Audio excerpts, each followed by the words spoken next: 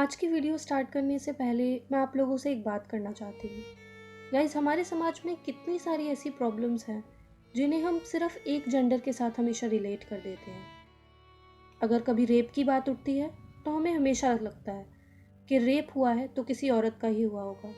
अगर मोलेस्टेशन हुआ है, छेड़खानी हुई है, तो भी किसी औरत के साथ हुई होगी। और फिर ऐसा ही केस जुड़ता है एसिड अटैक के साथ। और जब भी हम कहीं से एसिड अटैक की बात सुनते हैं तो फिर से हम अपने मन में एक जेंडर बायस बना लेते हैं और ये सोच लेते हैं कि एसिड अटैक भी एक महिला पर ही हुआ होगा। मगर ऐसा हमेशा नहीं होता। हमारी ये सोच काफ़ी हद तक गलत है। रेप, मोलेस्टेशन, छेड़खानी, एसिड अटैक, ये सब औरतों के साथ साथ आदमियों के ऊपर भी होते हैं।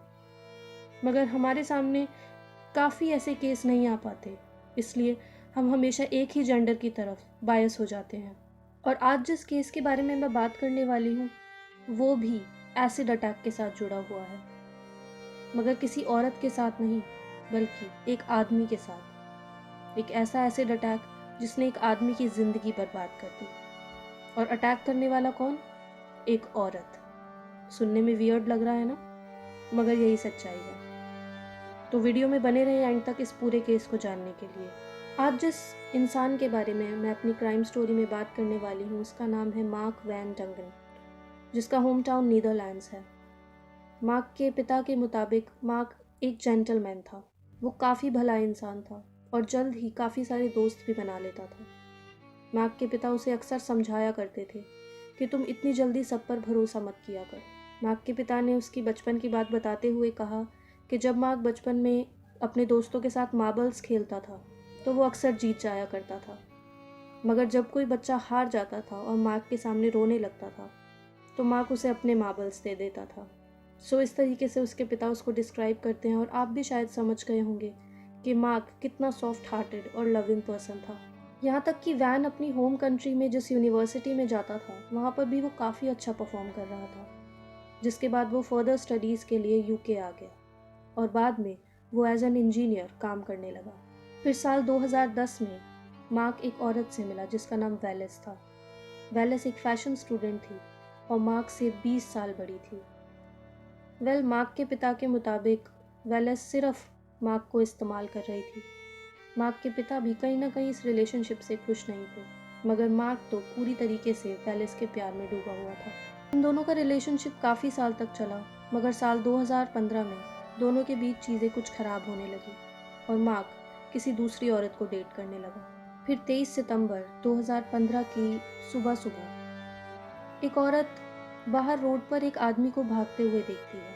वो औरत सोई हुई होती है, मगर उसे कहीं से आवाज़ आती है कि मुझे बचाओ, help me, somebody help me.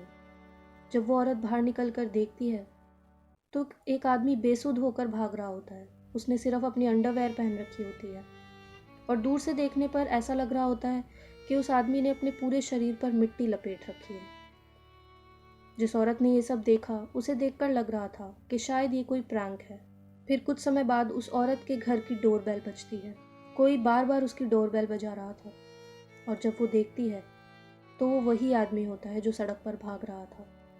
और क्लोजली देखने से उस औरत को पता लगता है कि उसके शरीर पर कोई मिट्टी नहीं है, बल्कि उसके शरीर से उसकी खुद की स्किन धीरे धीरे पिघलकर नीचे गिर रही है। वो आदमी और कोई नहीं था बल्कि मार्क ही था।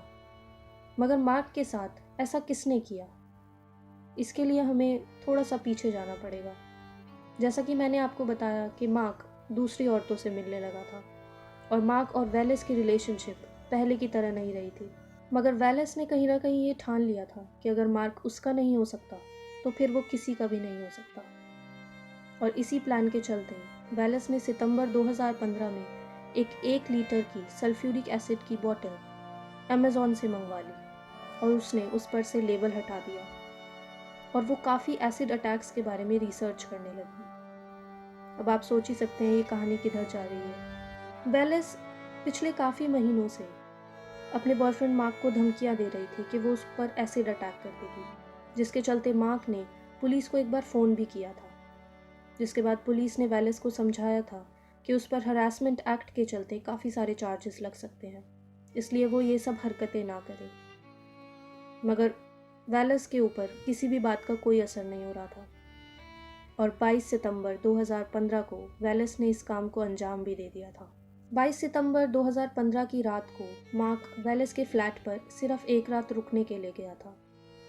वो उसे ये बताने के लिए गया था कि हम दोनों के बीच में अब कुछ नहीं हो सकता है। वो दोनों बातें करते हैं और फिर सो जाते हैं और मार्क को आखिरी चीज़ बस यही याद थी कि अगली सुबह उसकी अर्ली मॉर्निंग में आँख खुलती है और वेलस उसको बोलती है कि अगर मैं तुम्हें नहीं पा सकती तो तुम्हें कोई भी नहीं पा सकता।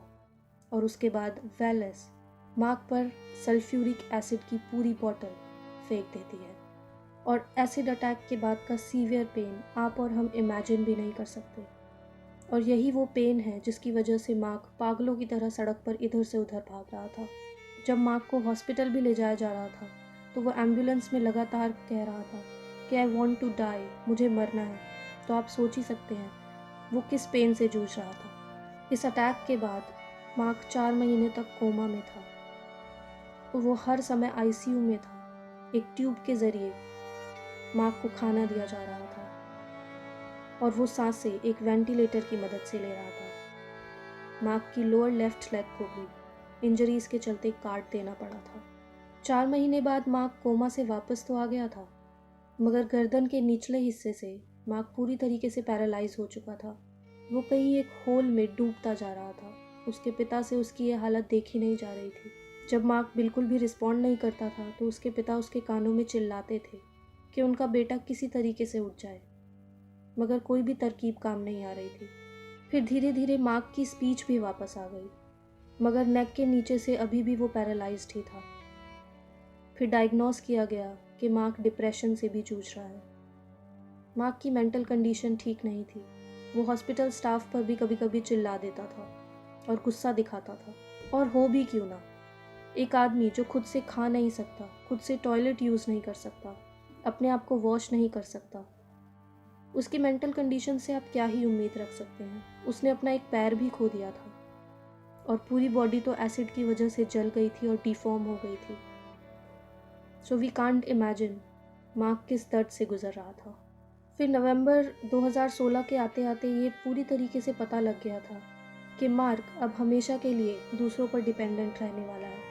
उसको 24 घंटे किसी स्पेशलिस्ट की केयर के अंडर रहना पड़ेगा, जिसके चलते मार्क के पिता ने उससे पूछा कि क्या वो उसके साथ हमेशा के लिए रह सकते हैं, उसकी हेल्प करने के लिए, उसकी केयर करने के लिए। जिसके रिप्लाई में मार्क कहता है कि नहीं, वो अपनी हेल्प खुद करना चाहता है ताकि उसे थोड़ी सी इंडिपेंडेंस फील हो सके। फिर मार्क अकेले रहने लगता है, मगर अगली ही सुबह उसके पिता के पास एक कॉल आता है और फ़ोन पर और कोई नहीं था बल्कि मार्क था। मार्क चिल्ला रहा था कि डैड, आप प्लीज़ जल्दी से यहाँ पर आ जाओ। उसके पिता बहुत जल्दी में उसके घर पर जाते हैं। दरवाजे पर बहुत बार बैंग करते हैं। दरवाज़ा एक औरत खोलती है। जब उसके पिता अंदर जाकर मार्क को देखते हैं तो उनके बेटे की हालत बहुत ख़राब होती है। मार्क अपने ही फीसीस में, यानी कि अपने ही मल में लेटा हुआ होता है। तो आप सोच सकते हैं वो किस तरीके से लोगों पर डिपेंडेंट हो गया था। उसके बाद मार्क को जल्द से जल्द हॉस्पिटल ले जाया गया। हॉस्पिटल में भी मार्क की हालात आगे आने वाले दिनों में बिल्कुल ठीक नहीं थे। धीरे धीरे उसको चेस्ट इन्फेक्शन भी हो गया था, जिसके बाद मार्क के थ्रोट में एक पाइप डाला गया, जिसके बाद ये पक्का था कि मार्क अब कभी भी बोल नहीं पाएगा। पहले से ही वो इतने पेन में था और अब तो वो अपने पिता से बात भी नहीं कर पाता। तो मार्क ने यूथनासिया के लिए अप्लाई कर दिया। सो यूथनासिया एक ऐसी प्रोसेस होती है जिसमें एक पेशेंट की लाइफ डेलिब्रेटली ली जाती है। मतलब अपनी विल से पेशेंट मरना चाहता है और डॉक्टर्स भी उस प्रोसेस में उसका पूरा साथ देते हैं। कंसल्टेंट्स ने भी ये प्रूव कर दिया था कि मार्क का केस एक ऐसा केस था जहाँ पर अनबियरेबल फिजिकल और साइकोलॉजिकल सफरिंग मौजूद थी। अटैक के इतने महीनों बाद भी सल्फ्यूरिक एसिड लगातार मार्क की बॉडी को जलाए जा रहा था। फिर एक दिन डॉक्टर्स यूथनासिया की प्रोसेस स्टार्ट करते हैं। मार्क इस चीज़ को लेकर काफ़ी पॉजिटिव था क्योंकि वो अपने पेन से थक चुका था। और 2 जनवरी 2017 के दिन मार्क अपनी आखिरी सांस लेता है और अपने सारे पेन से हमेशा के लिए मुक्त हो जाता है। और ये मॉन्स्ट्रस वेलस, ये ऐसी औरत थी जिसको किसी भी बात से कोई फ़र्क नहीं पड़ रहा था। कोर्ट में भी वो मार्क के खिलाफ ही उल्टा सीधा बोल रही थी। कोर्ट में वेलिस ने बताया कि मार्क काफ़ी वायलेंट और कंट्रोलिंग आदमी था। जब उनकी बहस हुई उस समय भी वेलिस को लगा कि ग्लास में पानी है और उसने पानी समझकर वो ग्लास मार्क के मुंह पर मारा था, जो कि सरासर एक झूठ था। ये जो भी कुछ हुआ वो एक सोची समझी साजिश थी। मार्क के पिता पूरी हियरिंग के दौरान अपने आप को काफ़ी कंट्रोल कर रहे थे। उन्होंने अपना बेटा खोया था। मार्क के पिता के मुताबिक अगर उनके बेटे को गोली लग जाती तो वो उसमें भी खुश रहते, क्योंकि उन्होंने अपने बेटे को दर्द में तड़पते हुए देखा था। और फिर मई 2018 में वेलिस को उम्र कैद की सज़ा होती है। कोर्ट के बाहर मार्क के पिता भी मौजूद थे और जब उनसे बातचीत की गई तो उन्होंने बोला कि उन्हें ये जानकर काफ़ी अच्छा लगा कि वेलिस को उम्र कैद हो गई है, मगर असली उम्र कैद तो हम लोगों की है। हम लोगों ने अपने बेटे को तड़पते हुए देखा है। हमारी फैमिली है जो असली में सफ़र कर रही थी और आगे भी करेगी। गाइस, एक पिता ने अपने बेटे को दर्द में तड़पते हुए इतने महीनों तक देखा, इतना सारा फाइनेंशियल बर्डन उनके ऊपर आया। एक मासूम से लड़के ने इतनी जल्दी अपनी ज़िंदगी से हाथ धो दिया, वो भी इतना तड़प कर। आप लोगों का इस पूरे केस के बारे में क्या कहना है मुझे कमेंट्स में ज़रूर बताइएगा। वीडियो पसंद आई तो वीडियो को लाइक कर दीजिए। अगर आपको ऐसी ही क्राइम वीडियोस देखना पसंद है तो मेरे चैनल को सब्सक्राइब कर दीजिए। मैं मिलूँगी आपसे अपनी अगली वीडियो में एक नई क्राइम स्टोरी के साथ। Until then, signing off.